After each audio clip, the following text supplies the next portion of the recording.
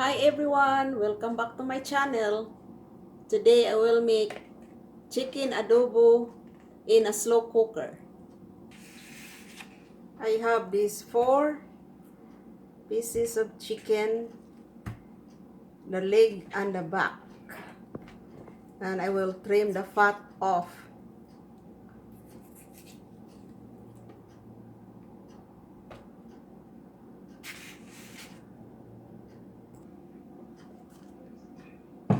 I have this chicken here now, and it's trim the fat off, and I have to brown this in a frying pan, about 2 tablespoons of oil.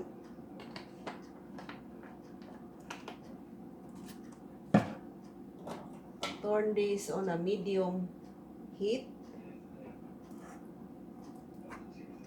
and while waiting for my pan to turn into a high,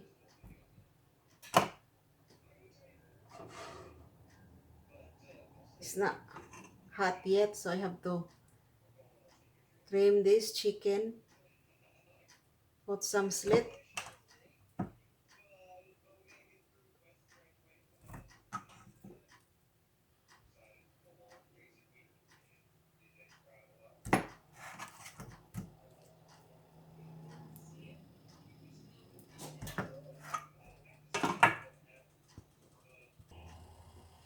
now the oil is hot. I'm just gonna put this chicken,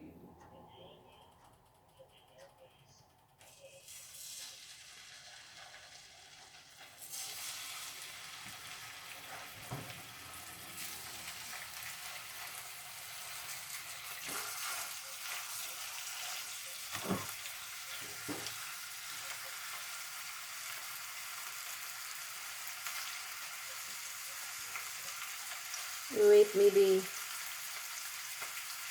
5 minutes each side. Now the 4 pieces of chicken is in a slow cooker. I will mix the half a cup of vinegar and 1/3 cup of soya sauce. You can use any kind of soya sauce you want. Now I have to pour this into the chicken.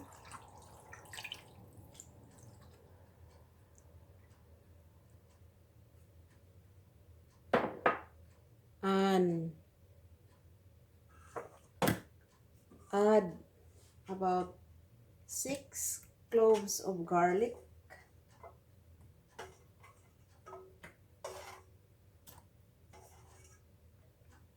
and 4 bay leaves,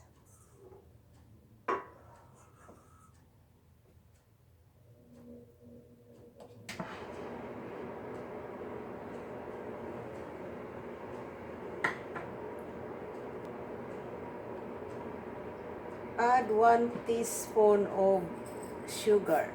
If you want more kind of sweet side of chicken adobo, you can add more sugar. And about a 1/4 cup of water, just diluted a little bit.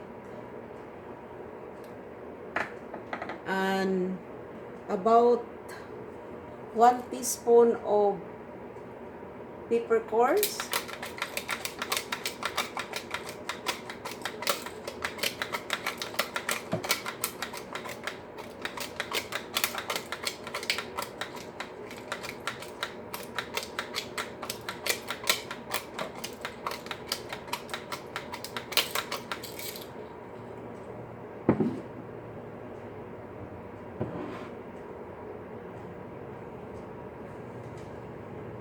put the lid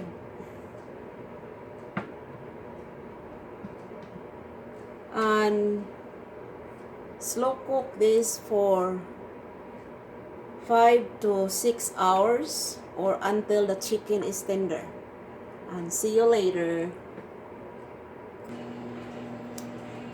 It's 5 hours after.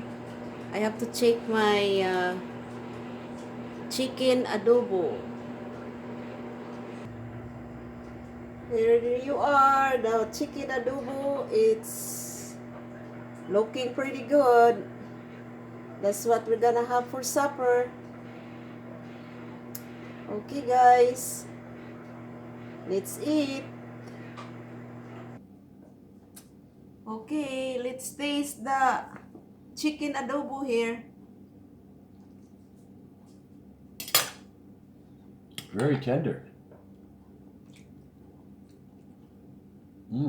Is it Very good. Very tender. Is it tender? Very tender. Yep. Very tender.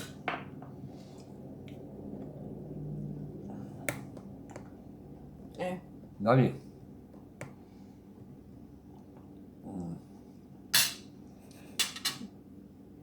Oh, Dixon is such a good chicken.